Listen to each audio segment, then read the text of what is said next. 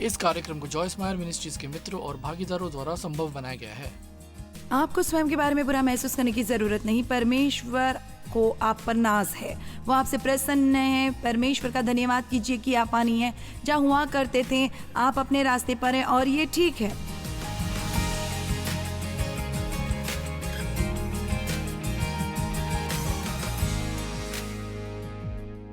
पूरी की पूरी गलातियों सचमुच उस सच के बारे में है कि जब यीशु मरे तो हमें पुराने नियम की व्यवस्था से मुक्ति मिल गई, नैतिक व्यवस्था से नहीं, सामाजिक व्यवस्था से नहीं, पर सभी रीति रिवाज की व्यवस्था से, उन सब बलियों से जो देनी पड़ती थी।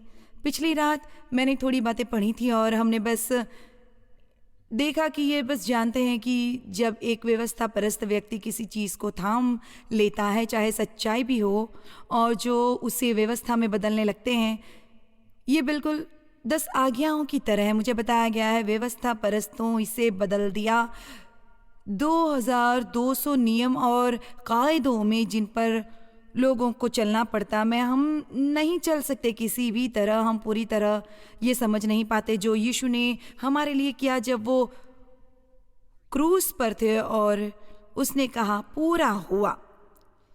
उनका मतलब ये था कि वो पूरी पुरानी व्यवस्था पूरी हो गई और ये कि हमें अब व्यवस्था के अधीन परमेश्वर की सेवा करने की ज़रूरत नहीं। हर बार जब हम गलती करते हैं तो हमें डरने की ज़रूरत नहीं कि परमेश्वर हमें सज़ा देने वाले हैं, ये कि हमें दोष भावना और दंड के अधीन रहने की ज़रूरत है, और ये कि कुछ नया हो रहा है जो अब कहलाता है अनुग्रह का इंतज़ाम, और ये कि हम उद्धार पाए हैं अनुग्रह द्वारा और केवल अनुग्रह द्वारा ही, ना कि व्यवस्था का पालन करने से।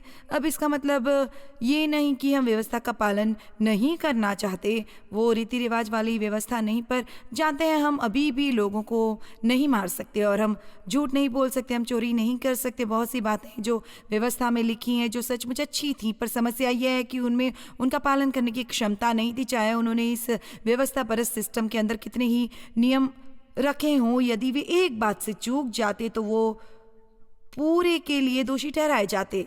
इसलिए चाहे वो जितनी भी कोशिश करते, सचमुच वो कभी भी परमेश्वर के साथ मेल नहीं कायम कर सकते थे इन नियम और कायदों का पालन करके। तो ये उनके लिए एक अविश्वसनीय अच्छी खबर होनी चाहिए थी, और ये उन बहुत से लोगों के लिए थी जिन्हें पौलुस उपदेश दे रहा था, जो मूर्ति पूजक रहे थे। वो अन्य जातियों के थे, यहूदी नहीं थे। तो आप देखें, कई बार यदि आपने कुछ सीखा नहीं है तो नई बात सीखना कहीं ज़्यादा आसान है। पता है, उदाहरण के लिए यदि आप बड़े हुए हैं सचमुच व्यवस्था परस्त संप्रदाय में, आप में से कितनों ने ऐसा किया है? आप किसी ऐसी चीज़ में पले बड़े हैं जो बहुत ही व्यवस्था परस्त थी, और कि जानते हैं वो सब बातें जो आपको सालों साल बताई गई थी जो आप नहीं कर सकते थे। कितने हैं ऐसे जो इस तरह के संप्रदाय से गुजरे हैं, आप रात भर में ही उसे भूल नहीं पाए।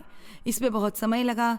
मैं बड़ी हुई एक बहुत ही भारी दोष भावना लेकर, और मेरे पिता हमेशा गुस्से में रहते क्योंकि वो गुस्सैल थे। वो बाकी सब पर अपना गुस्सा उतारते और आपको कभी पता नहीं चलता कि वो किस बारे में गुस्सा कर रहे हैं। वो बस गुस्से में होते तो हमारे घर में पूरा खेल यही चलता कि किसी तरह डैड को परेशान होने से दूर रखें। तो मैं इसी रूप में परमेश्वर के साथ अपने रिश्ते में बंधी। हर बार मुझे दोषी महसूस होता यदि मुझे लगता कि मैंने कोई काम वैसे नहीं किया जिस तरह से उसे किया जाना चाहिए था। आप में से कितने ये जानते हैं कि मैं क्या बात कर रही हूँ?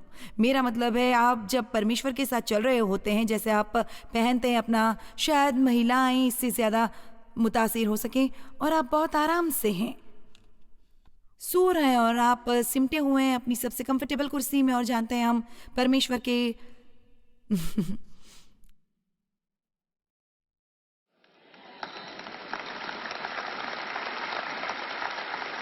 परमेश्वर के साथ अपने असली रूप में हो सकते हैं। हमें सख्त और कानून परस्त होने की ज़रूरत नहीं, ना ही नियम और कायदों का पालन करने की ज़रूरत है। आप जानते हैं, ज़्यादातर लोग, यदि आप उन नियमों पर आएँ जो हम खुद के लिए बनाते हैं, हम बाइबल पढ़कर नियम बनाते हैं।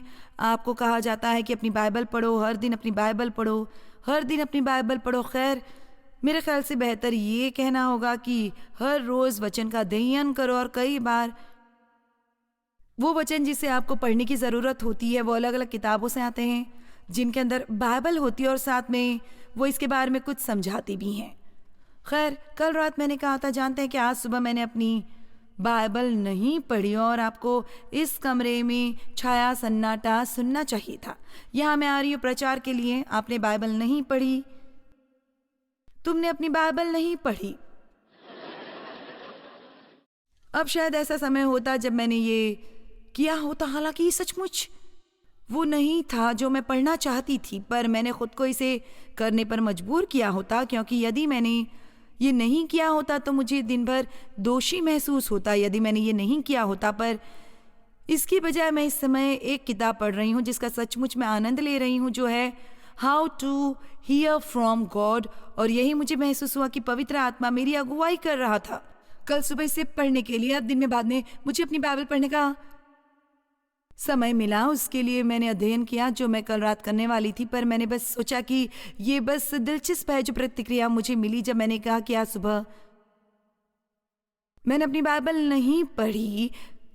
हमें हर सप्ताह चर्च जाने की ज़रूरत है, शायद हमें कुछ भलाई के काम करने की ज़रूरत है। जानते हैं, किसी से अच्छे से पेश आओ, ये जो कुछ भी, और यदि हमें 3 या 4 चेक मार्क मिले और हमारे परमेश्वर कैलेंडर बजाय इसके कि परमेश्वर हमसे नाराज़ नहीं है, पर पूरी बात यही है कि हम असली बात से चूक जाते हैं क्योंकि वो नहीं चाहते कि ऐसा हो। हाँ, मैं आपसे अपनी बाइबल ना पढ़ने के लिए नहीं कह रही, पर मैं आपको ये कह रही हूँ कि यदि हर दिन इसे ना पढ़ें जब तक आपको परमेश्वर का वचन मिल जाता है किसी और तरीके या जरिए से, तब आप फिर ठीक ठाक हैं। आपको हर दिन 1 घंटा प्रार्थना करने की ज़रूरत नहीं है, तो परमेश्वर आपसे नाराज़ नहीं है। जानते हैं, लोग ये सहन नहीं सकते कि क्या तुम हमारे साथ 1 घंटा प्रार्थना नहीं कर सकती। एक बार एक बहुत बड़ा आंदोलन हुआ था जो पूरी दुनिया भर में फैला कि हर कोई दिन में 1 घंटा प्रार्थना करें।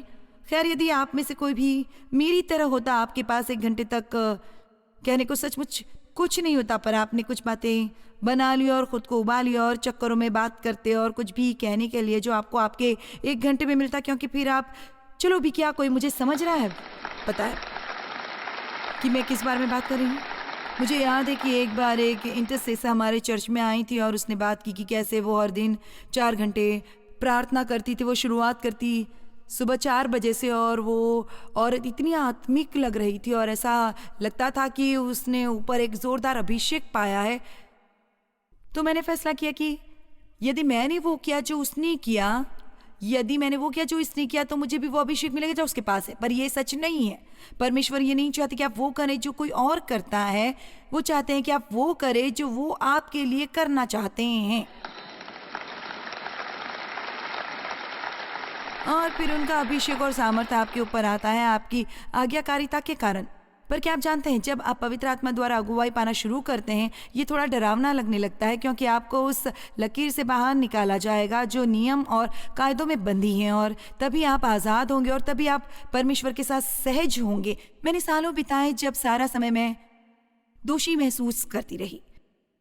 मुझे ये भी नहीं पता था कि मैं किस विषय में दोषी महसूस कर रही हूँ।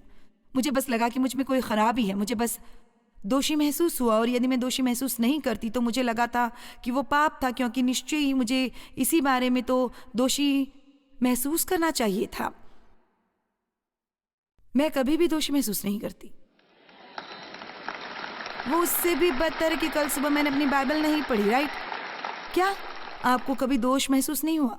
नहीं, सचमुच नहीं। पता है क्यों? क्योंकि परमेश्वर ने मुझे सिखाया है, और मुझे ये समझने में इतना समय लगा, पर उन्होंने मुझे ये सिखाया है कि ये पूरी तरह से समय की बर्बादी है, और हमारी दोष भावनाएं बस वही हैं कि हम उसकी भरपाई करने की कोशिश करें जिसकी कीमत यीशु पहले ही चुका चुके हैं। जब आप पाप करते हैं और परमेश्वर आपको इसके लिए दंडित करते हैं, आप उनसे सहमत होते हैं, आप बहाने नहीं बनाते, आप प्रायश्चित करते हैं, जिसका मतलब है कि आपको न केवल अफसोस है, पर आप उससे दूर जाना चाहते हैं और उसे दोबारा नहीं करना चाहते। आप ये जानते हैं कि आप अपने खुद के बल पर सफल नहीं होंगे, तो कभी भी परमेश्वर से वादा ना कीजिए कि आप इसे दोबारा नहीं करेंगे। हे परमेश्वर, मैं वादा करती हूँ कि यदि आप बस मुझे क्षमा कर दें तो मैं फिर कभी दोबारा इसे नहीं करूँगी। हाँ, आप करेंगे, आप करेंगे। केवल एक तरीका है जिससे आप शायद ना करें, वो ये है कि यदि आप कहें परमेश्वर मैं इसे नहीं करूँगा। तो पौलुस को बहुत काम था, क्योंकि वो अन्य जातियों को उपदेश देने की कोशिश कर रहा था कि वे उनको सब कुछ मिला विश्वास के द्वारा, व्यवस्था का कामों द्वारा नहीं, पर उन्होंने अनुग्रह द्वारा उद्धार पाया विश्वास से। हर चीज जो हम परमेश्वर से पाते हैं वो उनके अनुग्रह द्वारा आती है, हमारे विश्वास के जरिए। तो ये सब अच्छी चीजें वहां हो सकती हैं, पर यदि आप इसके लिए परमेश्वर पर भरोसा नहीं करते तो फिर भी ये आपको नहीं मिलेगा। हमें यीशु की जरूरत नहीं है कि वो जाकर हमारे लिए कुछ और करे, उन्होंने पहले ही सब कुछ कर दिया है। हम बस यही कर सकते हैं कि उस विश्वास को जो उन्होंने पहले से ही कर दिया है और उसे सीखें कि इसे कैसे ग्रहण करना, पवित्र आत्मा की अगुवाई में चलते हुए और तुरंत परमेश्वर की आज्ञा मानते हुए। सिर्फ इसलिए नहीं कि हम व्यवस्था के अधीन नहीं हैं, इसका मतलब है कि हमें परमेश्वर का आज्ञाकारी होने की ज़रूरत है। अब उन्होंने हमारे हृदय में एक चाह दी है, ना कि ये करना पड़ेगा। मैं आपके लिए एक छोटी सी कहानी पढ़ना चाहूँगी। ये वो, उम्मीद है कि आप मेरी कहानी मुझे जल्दी मिल जाए, यदि नहीं तो मैं धीरे धीरे ढूंढूंगी और आप इंतज़ार करेंगे।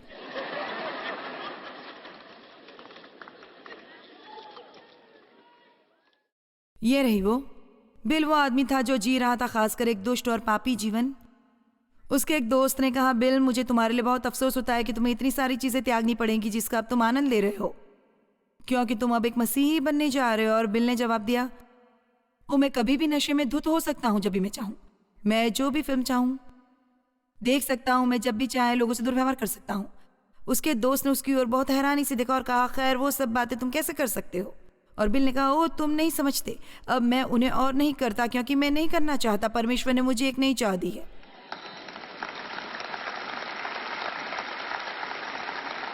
परमेश्वर नहीं चाहते कि हम हर सप्ताह चर्च जाएं क्योंकि मैं डरता हूं कि मैं उनके साथ मुसीबत में पड़ जाऊंगा यदि मैं नहीं जाता।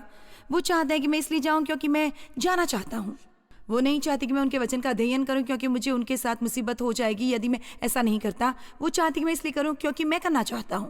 खैर, सच्चाई ये है कि परमेश्वर ने आपको एक नई चाह दी है, पर यदि आप उसी संसार में जीते रहें कि मुझे करना पड़ेगा, तो आप कभी उस मुकाम तक पहुंचेंगे जहां आप पता लगा सकें कि आप क्या करना चाहते हैं। और सच्चाई है कि आप सचमुच सही करना चाहते हैं, आप परमेश्वर को प्रसन्न करना चाहते हैं, आप अच्छे बनना चाहते हैं, वरना आप एक शनिवार की सुबह नहीं गुजारते यहाँ बैठकर पूरा दिन मुझे सुनते हुए। तो आपको अपने बारे में बुरा महसूस करने की ज़रूरत नहीं। आप वहाँ नहीं है जहाँ आपको होना चाहिए, पर परमेश्वर का धन्यवाद कि आप वहाँ नहीं है जहाँ आप हुआ करते थे। आप वहीं बीचों बीच हैं, आप अपनी राह पर हैं और ये ठीक है, ये बिल्कुल ठीक है। ये रही अच्छी खबर। ये ठीक है कि आप पहुंचे नहीं हैं, ये ठीक है कि आप अभी तक संपूर्णता के मुकाम पर नहीं पहुंचे, और मैं आपको निराश नहीं करना चाहती, पर जब तक आप हार्ड मांस के शरीर में हैं आप कभी पहुंचना नहीं चाहेंगे। माफ करना, आप हमेशा गलतियां करने वाले हैं जब तक कि यीशु नहीं आ जाते और हमें यहाँ से ले जाते।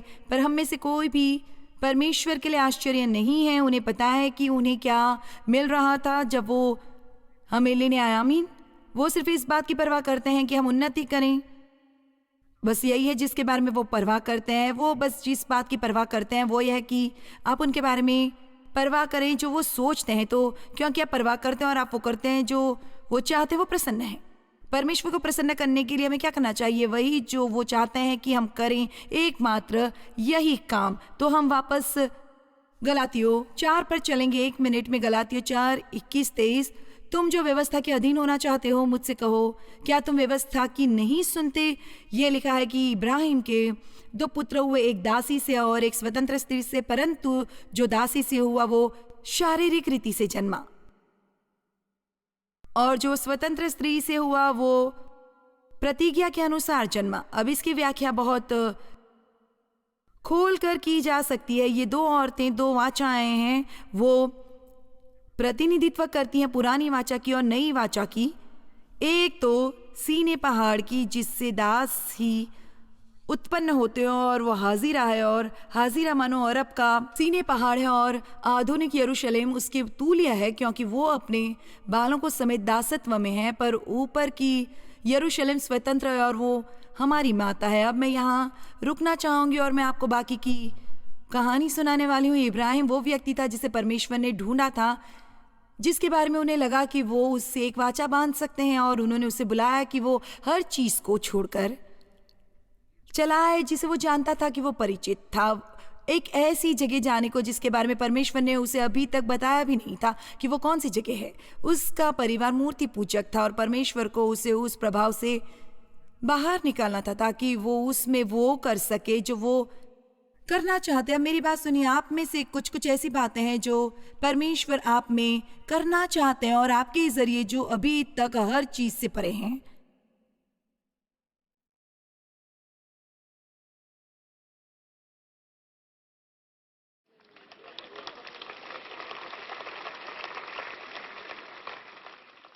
मुझसे कहा गया मैं अपना चर्च छोड़ दूं जब मैं परमेश्वर के लिए थोड़ी उग्र हुई। असल में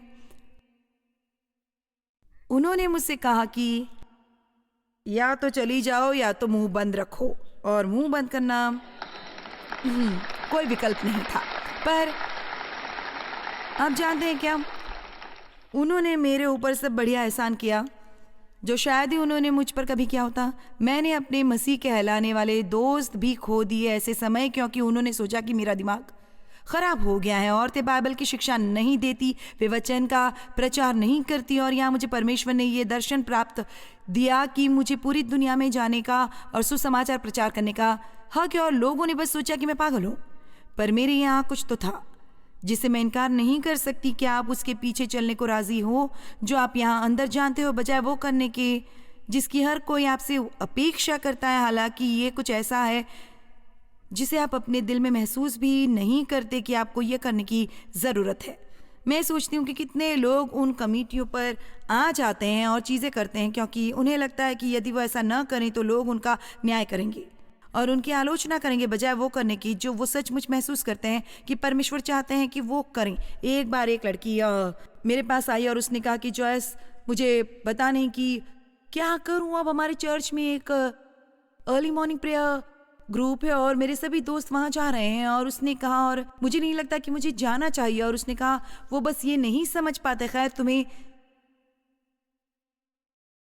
तुम्हें क्या हो गया, तुम जाकर प्रार्थना नहीं करना चाहती? पर उसने कहा, जानती हो मुझे सचमुच क्या करना पसंद आएगा? मुझे उनके बच्चों की देखभाल करना पसंद है जब वो जाते हैं। पर वो अपने हृदय के पीछे चलने से डरती थी, इसके कारण कि उसके दोस्त क्या सोचेंगे।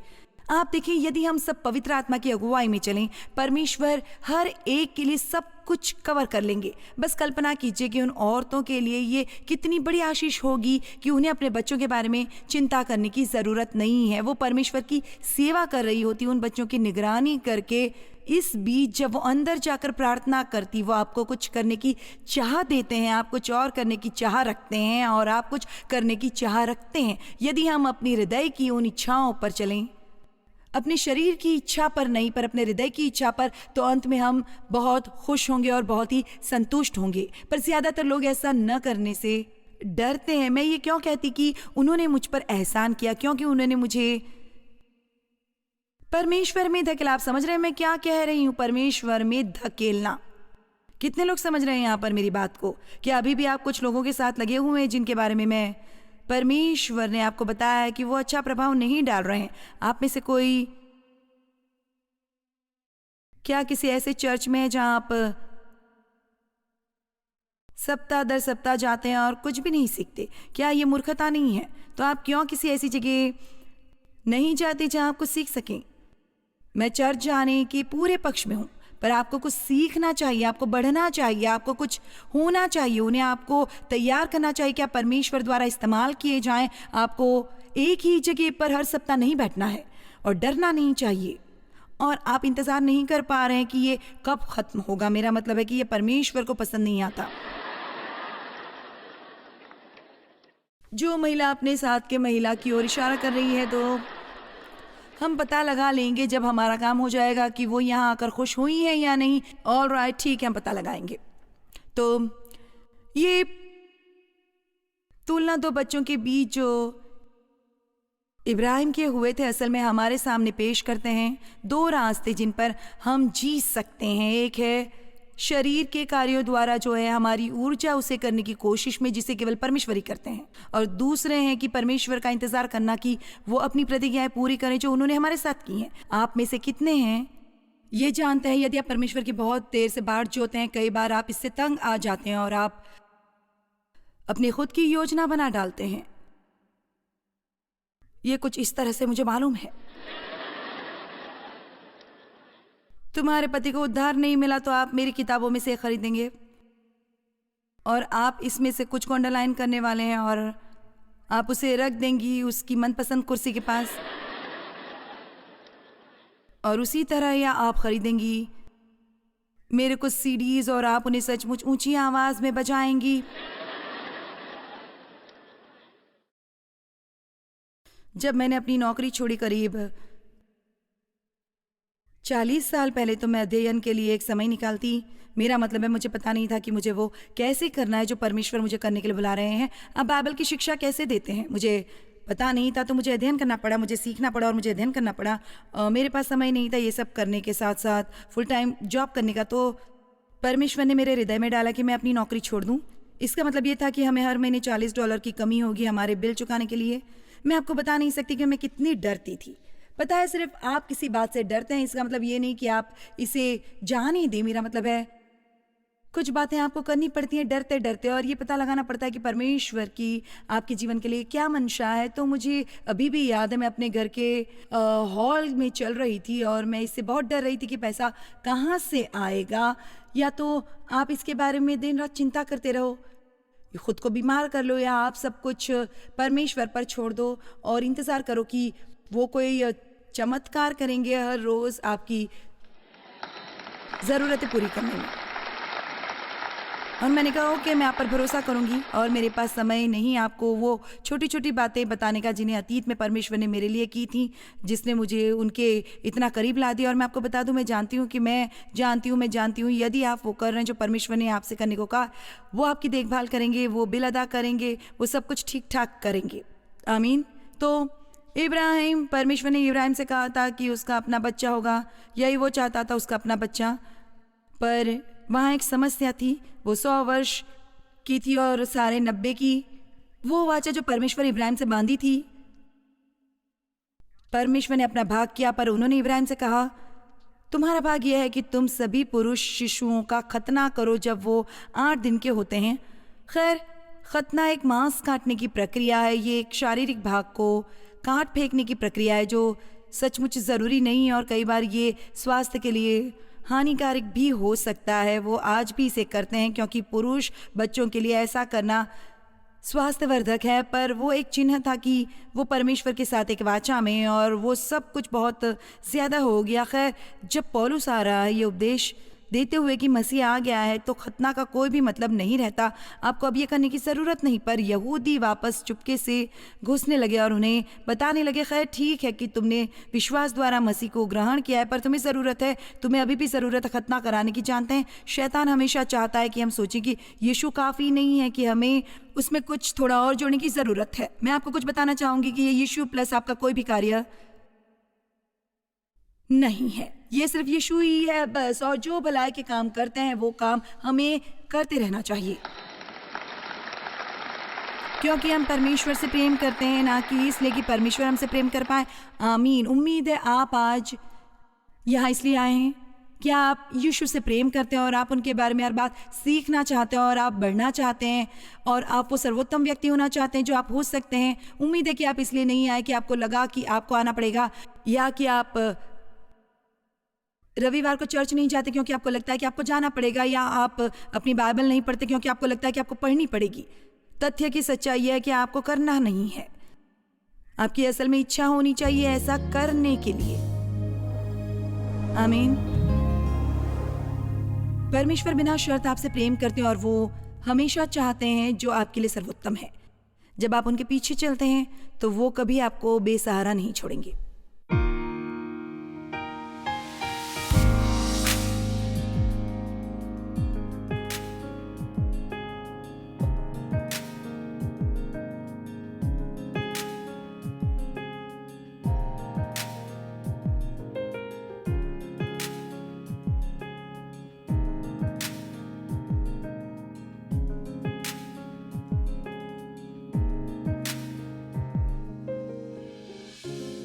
इस कार्यक्रम को जॉयस मायर मिनिस्ट्रीज के मित्रों और भागीदारों द्वारा संभव बनाया गया है।